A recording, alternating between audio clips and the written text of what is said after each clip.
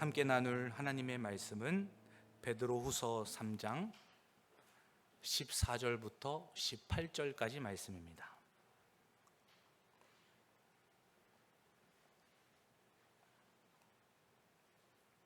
베드로후서 3장 14절부터 18절까지 말씀입니다. 우리 함께 합독하겠습니다. 그러므로 사랑하는 자들아, 너희가 이것을 바라보나니 주 앞에서 점도 없고 흠도 없이 평강 가운데서 나타나기를 힘쓰라. 또 우리 주의 오래 참으심이 구원이 될 줄로 여기라. 우리가 사랑하는 형제 바울도 그 받은 지혜대로 너희에게 이같이 썼고, 또 그 모든 편지에도 이런 일이 관하여 말하였으되 그 중에 알기 어려운 것이 덜어 있으니 무식한 자들과 굳세지 못한 자들이 다른 성경과 같이 그것도 억지로 풀다가 스스로 멸망에 이르느니라. 그러므로 사랑하는 자들아, 너희가 이것을 미리 알았은즉 무법한 자들의 미혹에 이끌려 너희가 굳센 데서 떨어질까 삼가라. 오직 우리 주 곧 구주 예수 그리스도의 은혜와 그를 아는 지식에서 자라가라. 영광이 이제와 영원한 날까지 그에게 있을지어다. 아멘. 천국을 바라보는 성도라는 제목으로 말씀을 전하고자 합니다. 일을 하다 보면 같이 일을 하고 있으나 전혀 다른 마인드를 가진 사람들을 보게 됩니다. 분명히 아르바이트생이고 직원이에요. 그런데 사장처럼 일을 하는 사람이 있습니다. 대표처럼 그 일을 해내는 사람들이 있다라는 거죠.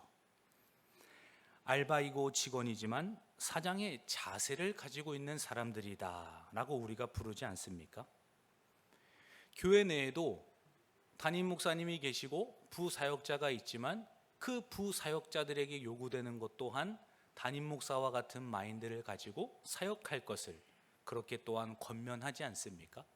교회 내에도 그러한 마인드를 가진 사역자들이 많으면 많을수록 교회가 또 건강함을 유지할 수 있고, 또 내 교회라는 생각을 가진 성도가 교회에 많으면 많을수록 회사나 교회나 기업도 성장하거나 발전을 한다라는 것이에요. 어떤 태도와 자세를 가지고 있느냐에 따라서 상황을 판단하고 준비할 수 있다라는 것이죠. 직원도 똑같은 시간과 상황들을 만납니다. 그러나 거기에서 태도와 자세가 달라진다라는 거예요. 그렇게 상황을 판단하고 준비한 사람들이 결국에 어떤 자리에 갑니까? 그 지점을 맡는 지점장이 되기도 합니다. 그리고 사장이 되기도 하고, 그러한 부교육자가 담임 목사가 되기도 합니다. 그러한 성도분들이 안수 집사님이 되시고 권사님이 되시고 장로님이 되시는 직분자가 되기도 한다라는 거죠.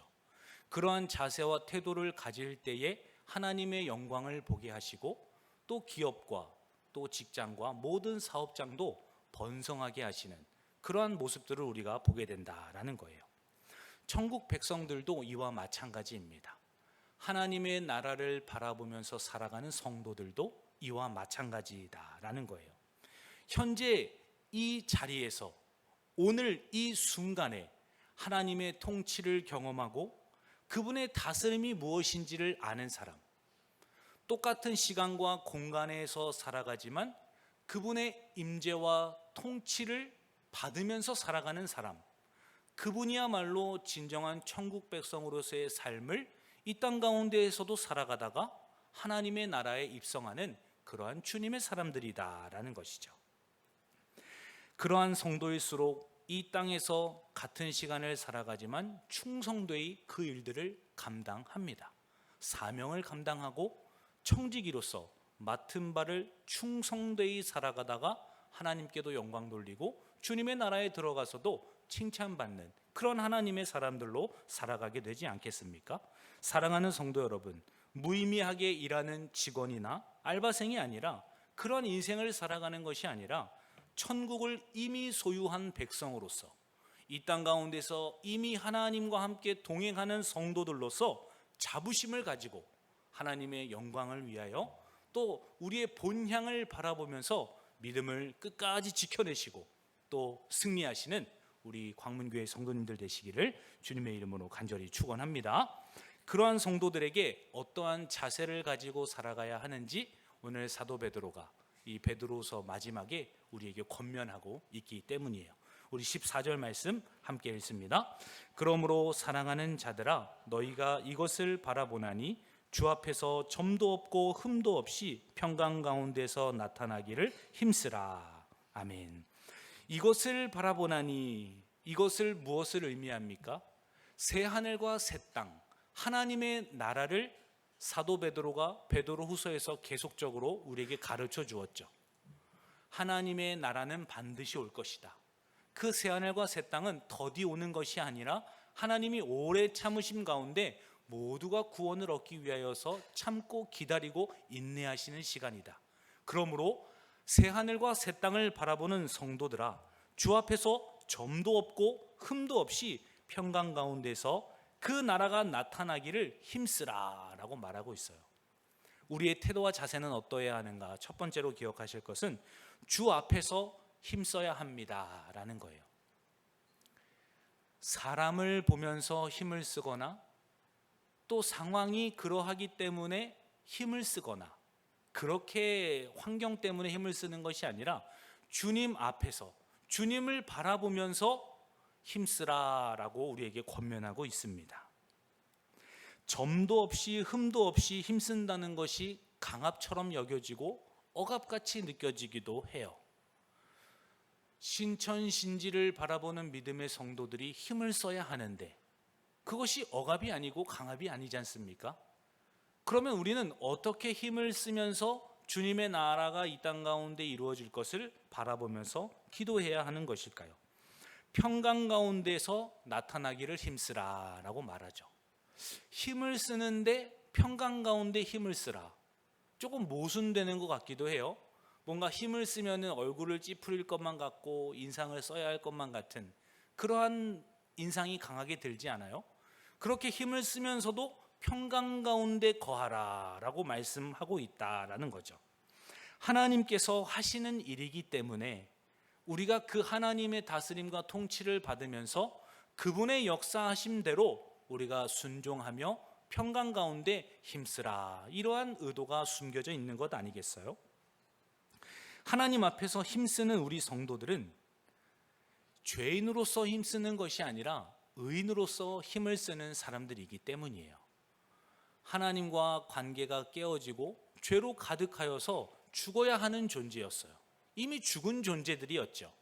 그러나 하나님께서 우리를 살려주시고 죄도 씻어주시고 모든 하나님과의 관계된 문제까지도 다 회복시켜 주셨어요. 그렇기 때문에 하나님께서는 우리를 의인이라고 칭해 주셨죠. 그러한 의인인 우리가 과정, 삶을 통하여서 하나님과 함께 힘쓰는 그 시간들이 때로는 좌절을 경험하기도 하고 넘어지고 낙심하기도 하지만 그 시간들이 결코 허무한 시간도 아니요, 괴로운 시간도 아니요, 억지로 끌려가는 시간이 아니라 하나님을 더 깊이 알아가는 시간이고 의인된 뇌가 어떻게 살아가야 하는지를 배우는 시간이며 하나님과 더 깊은 교제와 사귐 가운데 영혼을 바라보게 하시는 하나님의 훈련의 시간이다라는 거예요. 그러므로 평강 가운데 힘쓴다는 것은 의인된 우리가 하나님과 함께 같이 넘어지기도 하고 울기도 하고 슬퍼하기도 하면서 하나님을 더 알아가는 시간으로 사용하고 계신다라는 거예요. 그러므로 우리는 은혜로 살아가는 삶이기 때문에 절망하는 것이 아니라 소망 가운데 믿음으로 살아가게 하십니다. 거듭난 은혜로 사는 과정을 통해 하나님께서는 영광의 아름다움을 보게 하세요. 고통 없이는 영광이 없는 거잖아요. 고난이 있어야지만 그것이 정말 좋은 것이구나 라는 것을 압니다. 한 이틀 동안 배를 굶어 보십시오. 매일 세 끼를 다 챙겨 먹을 때에는 이 반찬도 싫다, 저 반찬도 싫다, 쌀밥도 싫다, 매일 반찬 투정을 하죠. 그러나 한 이틀 굶어 보세요. 어때요? 밥맛이 좋을까요? 나쁠까요? 뭐 그때는 뭐 흙이 묻은 밥풀이라도, 땅에 떨어져 있는 밥이라도 우리가 주워서 먹을 거예요. 그러한 하나님의 은혜를 사모하는 우리가 영광의 극치를 바라보게 하시고자 하나님께서는 때로는 우리를 연단의 자리로, 어려움의 자리로 내모시는 하나님의 방법이 있다라는 거예요. 그러므로 은혜와 평강 가운데 힘쓴다는 것, 이것이 결코 곤욕스러운 것이 아니라 하나님의 은혜의 삶의 순간들이다. 그 과정 속에서 일어나고 있는 하나님의 시간들이다라는 것이죠. 그 가운데 점도 없고 흠도 없이 유지해야 된다는 것, 이거 결코 쉬운 일 아니에요. 점도 없고 흠도 없다는 것은 마음으로나 육신적으로나 시간적으로나 모든 나에게 있는 삶의 전반적인 모든 것이 다 하나님이 보시기에 부족함이 없고 바로 서 있는 것을 의미하잖아요. 그것이 때로는 우리 가운데 목을 죄어오는 어려움처럼 다가올 수 있어요. 그러나 그러한 삶의 순간들을 내가 만들어가는 것이 아니라 내 안에서 새 일을 시작하신 그 하나님께서 이미 시작하셨고 이루고 계신 일이다. 그러므로 우리는 좌절하거나 괴로워함으로 그 길을 걸어가는 것이 아니라 기대와 소망을 가지고 주님께서 나를 어떻게 빚어가실지를 기대하는 마음으로 우리가 그 길을 걸어가야 한다라는 거예요. 하나님께서 하실 일들을, 하나님께서 준비하신 그 일들을 믿음으로 한 걸음 한 걸음 걸어 나아가시는 우리 모든 주의 자녀들과 성도님들 되시기를 주님의 이름으로 간절히 축원합니다. 우리는 주님 앞에서 흠없이 나타나야 할 준비를 해야 해요. 의인된 우리는 하나님께서 통치하시고 다스리시기 때문에 그 새 예루살렘을 바라보면서 우리는 준비해야 해요. 우리 친구들 주일을 준비하잖아요. 오늘이 수요일이니까 주일까지 시간이 조금 남았어요. 보통 주일 준비를 언제 하죠? 토요일부터 시작하죠. 토요일부터 멀리 가지 않는 것, 체력을 안배하고 컨디션을 조절하는 것, 이런 것들이 이미 토요일부터 우리가 시작하는 것 아니에요? 주일날 온종일 하나님을 섬기고 예배하기 위하여서 우리의 몸과 마음을 관리하잖아요. 주일을 준비하는 그 토요일의 시간들이 있다라는 거예요. 몸과 마음만 준비하는 게 아니죠. 무슨 옷을 입고 갈까? 또 어떠한 복장과 어떠한 마음 상태로 우리가 주일을 준비할까? 이렇게 하나님 앞에서 미리 준비된 시간들을 우리가 가지고 간다라는 거예요. 우리 주일학교 친구들은 에브리데이도 매일 해야 해요. 교사분들이 검사까지 합니다. 그런 것들을 다 준비합니다. 뿐만 아니라 헌금도 준비하고 우리 아이들이 가지고 노는 장난감까지도 뭐 미리 토요일날 준비하는 그런 모습들을 보게 되지 않아요? 이 믿음의 과정 속에서 은혜롭게 이러한 시간들이 진행되는 겁니다. 주일을 가야 되는데 멀리 가지도 못하고 뭐 에브리데이도 매일 해야 되고 이러한 괴로움과 억압 속에서 주일을 준비하는 것이 아니라 하나님을 더 잘 사랑하고 섬기고 예배하기 위하여서 우리가 그 모든 것들을 주일 준비를 한다라는 거예요. 그러한 마음 속에서 우리의 삶의 여정이 있는 것이지 하나님을 향한 두려움과 억압과 걱정과 괴로움과 염려 속에서 우리가 하나님의 나라를 기다리고 있는 것이 아니다라는 것이죠. 요한일서 3장 3절 말씀에서도 그의 깨끗하심과 같이 자기를 깨끗하게 하느니라 라고 말씀하세요. 이미 주님께서 하나님 앞에서 정결하시고 거룩한 것처럼 우리도 예수 그리스도 안에 있기 때문에 이미 씻음받은 존재로 하나님께서 우리를 깨끗하게 하신다라고 말씀하셨기 때문이에요.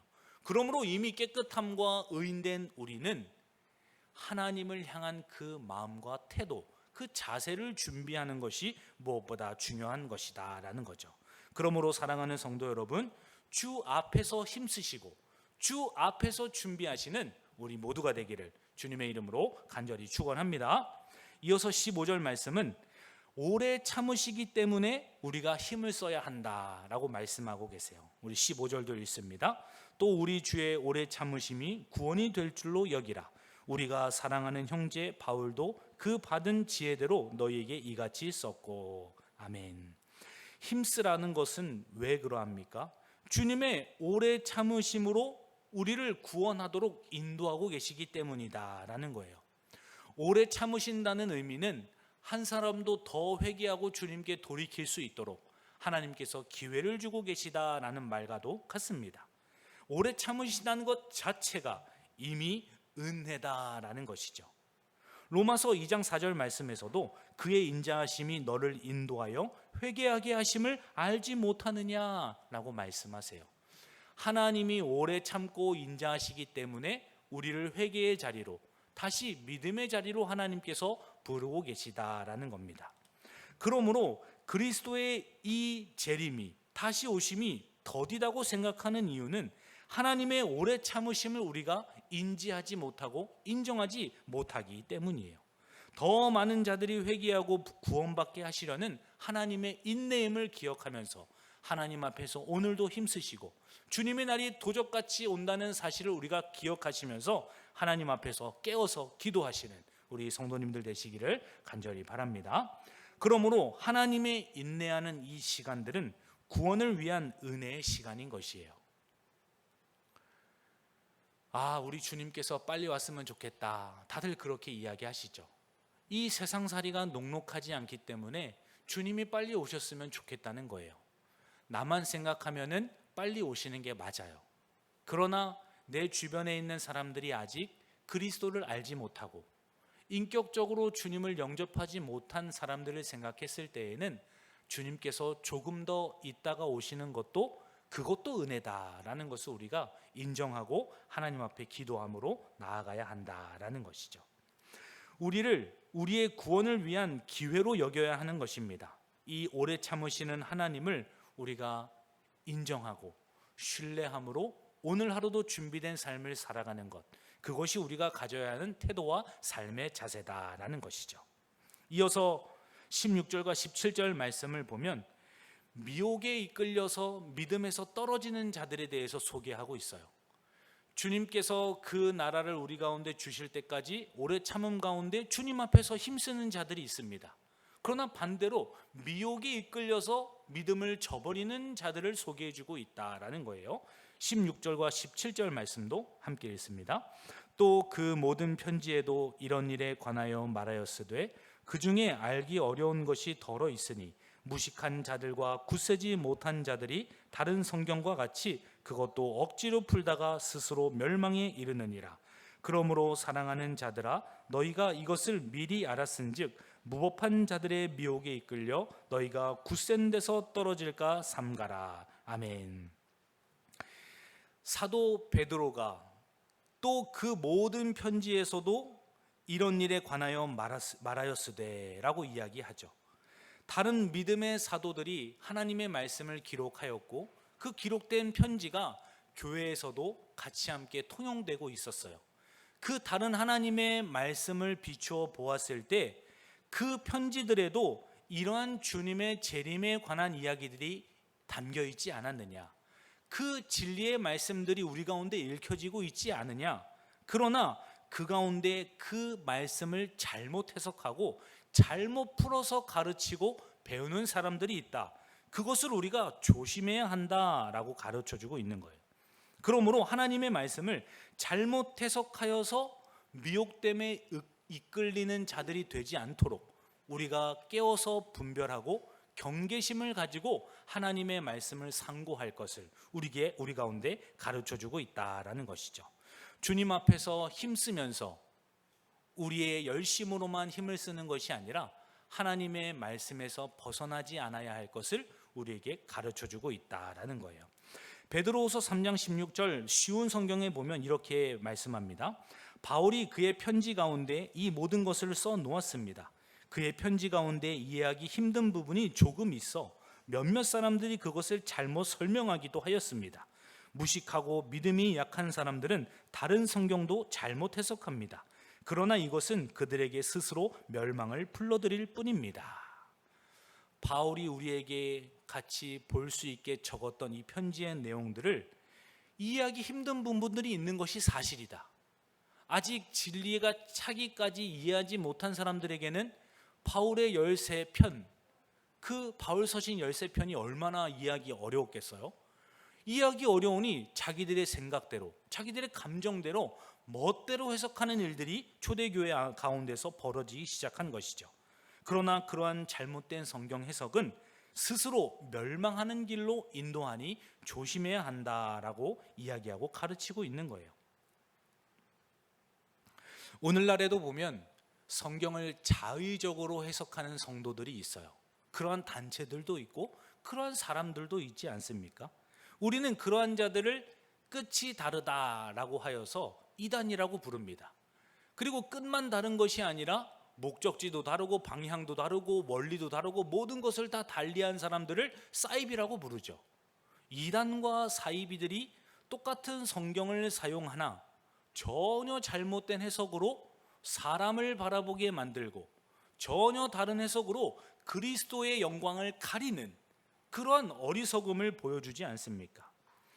그러한 역사적인 전통과 우리 교회사의 흐름 속에서 이러한 오류들이 발견되고 그것이 잘못되었다는 것을 회의를 통하여서 또 공인하고 우리의 믿는 바들을 확실하게 정립해 나아갔죠. 그것이 우리의 역사 속에서 회의들을 통하여서 확정된 공인된 신조들이고 또 교리문답서이고 또 신앙고백서이다. 우리는 이런 것들을 잘 알고 있잖아요. 그래서 믿는 바에서 벗어나지 않기 위하여서는 우리 믿음의 선조들이 영적인 전쟁과 또 때로는 피 흘리기까지 하면서 지켜냈던 그 신앙의 정수, 그런 것들을 우리가 이어서 받아서 지켜내려면 우리도 그 초대교회 성도들부터 시작해서 오늘날에 이르기까지 함께 정립해왔던 그러한 사도신경을 비롯하여서 또 교리문답, 신앙고백서, 신조 이런 것들을 우리가 열심히 차근차근 잘 배워가야 한다라는 거예요. 그래야지만 사도 베드로가 오늘 말씀에서 이야기하고 있는 거짓된 미혹에 흔들려서 믿음에서 떨어져 나가는 그러한 잘못을 우리가 범하지 않기 때문이다라는 거예요. 그래서 흔히들 교리 설교를 하면은 힘들어해요. 목사님도 알고 있고 또 그것이 얼마나 듣기에 어려운 이야기인지 잘 몰라요. 그러나 하나님께서는 역사를 통해서 성경에서 벗어나지 않는 안전한 방법들을 우리에게 허락해 주셨어요. 그래서 어린 우리 주일학교 때부터 단계별로 공과를 하죠. 구약부터 차근차근 조직신학적으로 체계적으로 배우는 이유가 바로 그러한 이유 때문이다라는 거예요. 그래서 우리 친구들 집에서 에브리데이 하는 거 힘들어요? 쉬워요? 어렵죠. 때로는 하기 싫고 힘들 수 있어요. 그러나 그러한 과정들을 통하여서 하나님께서 나를 믿음에서 이탈하지 않게 성경의 가르침대로 나를 바르게 기르고 있구나라는 생각을 가지고 하나님 앞에서 그 시간들을 아름답게 사용하시는 우리 모두가 되기를, 또 부모님들이 되기를 주님의 이름으로 간절히 축원합니다.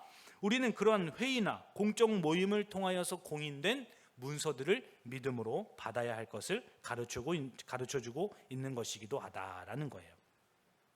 그러므로 우리가 무법한 자들의 미혹에 이끌려 너희가 굳센 데서 떨어질까 삼가라 말씀하셨던 17절의 말씀처럼 잘못된 해석을 한다거나 이단적인 주장을 하는 그러한 가르침들에 귀를 기울여서는 안 된다라는 거예요. 오늘날 성경에 비추어 보았을 때 얼마나 잘못된 가르침과 사상들이 많은지 몰라요. 시대적인 흐름과 그러한 사조에 따라서 신앙도 유행을 하거든요. 그래서 사람과 시대에 따라서 유행하는 신앙이 아니라 진짜 하나님의 말씀에서 변하지 않고 모든 세상의 풀과 꽃은 마르고 시들지라도 영원한 하나님의 말씀을 기준으로 해서 신앙생활을 한다는 것, 그것이 가장 아름답고 중요한 것이다 라는 것을 꼭 기억하고, 시대적인 흐름 속에서 우리 교회를 비교하면서 그렇게 신앙생활을 하는 것이 아니라 하나님의 말씀이 가장 중요하다라는 그런 생각으로 하나님 앞에서 바르게 살아가는 우리 광문교회가 되기를, 또 우리 모든 성도님들 되시기를 주님의 이름으로 간절히 축원합니다. 고린도전서 10장 12절 말씀에서는 그런즉 선줄로 생각하는 자는 넘어질까 조심하라 라고 말씀하세요. 우리가 반듯하게 서 있는 것 같으나 언제 미혹에 이끌려서 넘어지고 있는지 모르기 때문에 날마다 겸손하게 하나님 앞에서 마지막 날을 소망하면서 힘쓰고 또 벗어나지 않도록 우리가 준비되어야 할 것을 가르쳐주고 있다라는 거예요.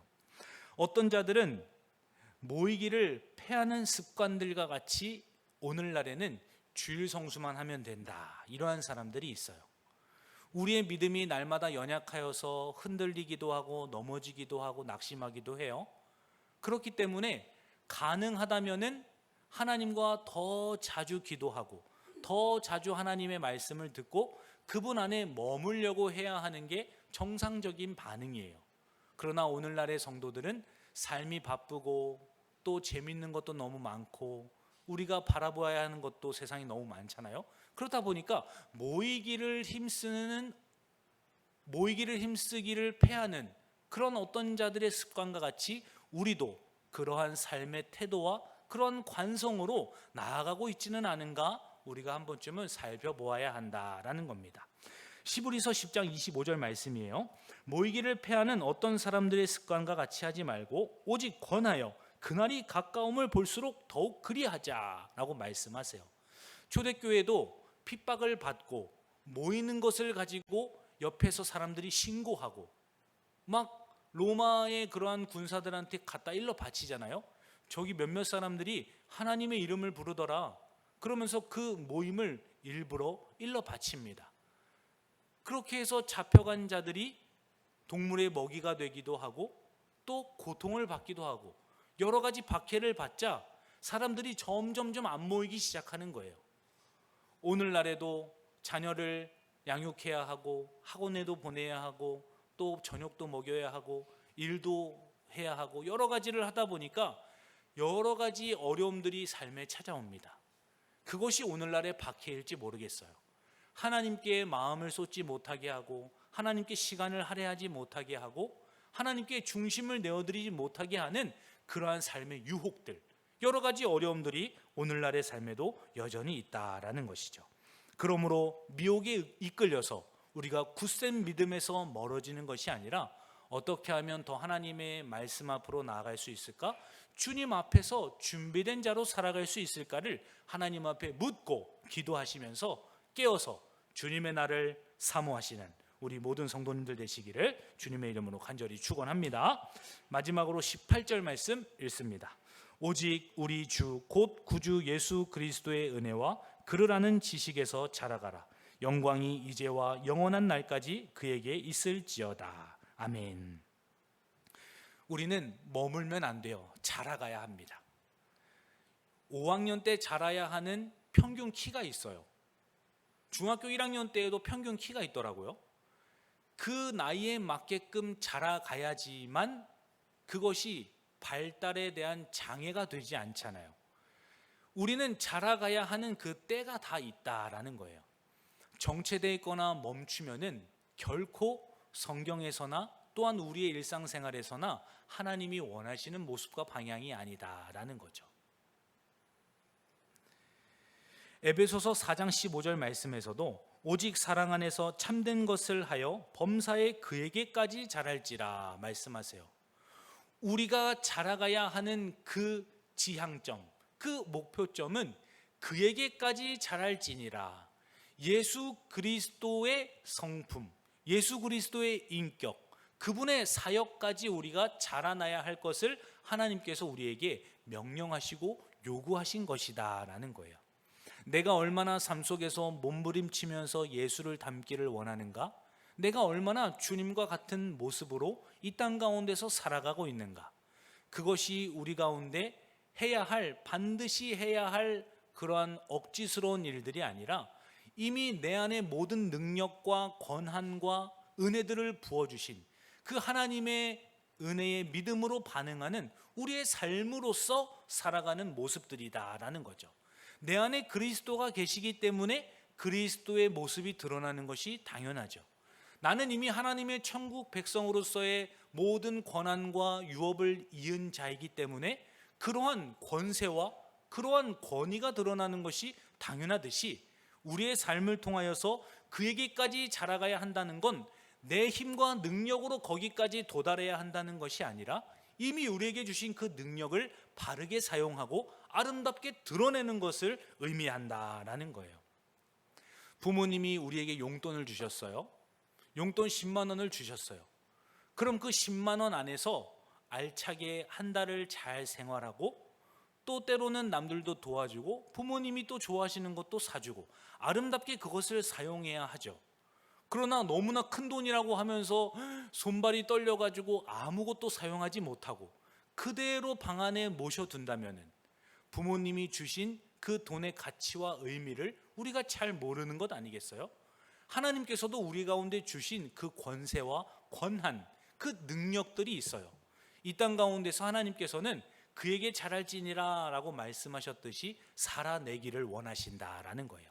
그러므로 가정에서, 직장에서, 교회에서 하나님께서 원하시는 모습대로 내게 주신 은사와 달란트와 재능을 가지고 하나님을 사랑하시고 이웃을 섬기시고 교회를 아름답게 세워가시는 우리 모든 주의 자녀들 되기를 주님의 이름으로 간절히 축원합니다. 그를 아는 지식에게까지 자라가야 해요. 그분을 알을 통하여서 우리가 자라가야 합니다. 뭐 가만히 있는다고 자라나는 게 아니에요. 하나님께서 우리 가운데 자라나게 하시는 그 방법들이 있잖아요. 말씀을 통해서 우리를 자라나게 하시고, 기도할 때 우리를 견고하게 하시고, 또 하나님께서 은혜의 방편들을 통하여서 우리의 믿음을 굳세게 해주시는 하나님의 방법들이 있다라는 거예요. 그러므로 그분이 가르쳐 주신 은혜의 방법들을 통해서 그에게까지 자라가고 더욱더 믿음과 우리의 영혼이 굳세어지는 은혜와 축복이 우리 모든 성도들 가운데 있기를 주님의 이름으로 간절히 축원합니다. 그러므로 신앙은 멈춰 있는 것이 아닙니다. 은혜 안에서 지속적으로 우리가 자라나야 할 것을 명령하고 계신 거예요. 그러므로 내가 어제보다 오늘 더 자라났는가? 오늘보다 내일 더 자라날 것인가? 그러한 기대와 소망을 가지고 주님과 함께 교제하고 관계 맺으면서 그분의 다스림과 통치를 받고 그분 안에서 아름답게 자라나는 그러한 우리 광문교회가 되기를 함께 이 시간 기도하기를 간절히 바랍니다. 빌립보서 1장 6절 말씀입니다. 너희 안에서 착한 일을 시작하신 이가 그리스도 예수의 날까지 이루실 줄을 우리는 확신하노라. 이미 우리 안에서 주님께서 새 일을 행하셨어요. 주님의 날까지 우리를 그렇게 자라나게 하실 것입니다. 그것을 믿는 믿음으로 주님과 함께 성장하시고 그 가운데에서 장성한 모습으로 하나님을 섬기시는 우리 모두가 되기를 간절히 바랍니다. 하나님 아버지 감사합니다. 오늘 말씀을 통하여서 천국을 바라보는 성도가 어떠한 자세로 살아가야 하는지를 함께 상고하며 나누었습니다. 주님 앞에서 힘쓰는 신앙이 되게 하여 주옵소서. 미혹이 이끌려서 떨어지지 않는 주님의 성도들 되게 하여 주옵소서. 오직 은혜 안에서 은혜의 방편들을 통하여서 예수님을 더 알므로 자라나는 우리가 되게 하여 주실 줄 믿습니다. 감사드리며 살아서 역사하시는 예수님의 이름으로 기도하옵나이다. 아멘.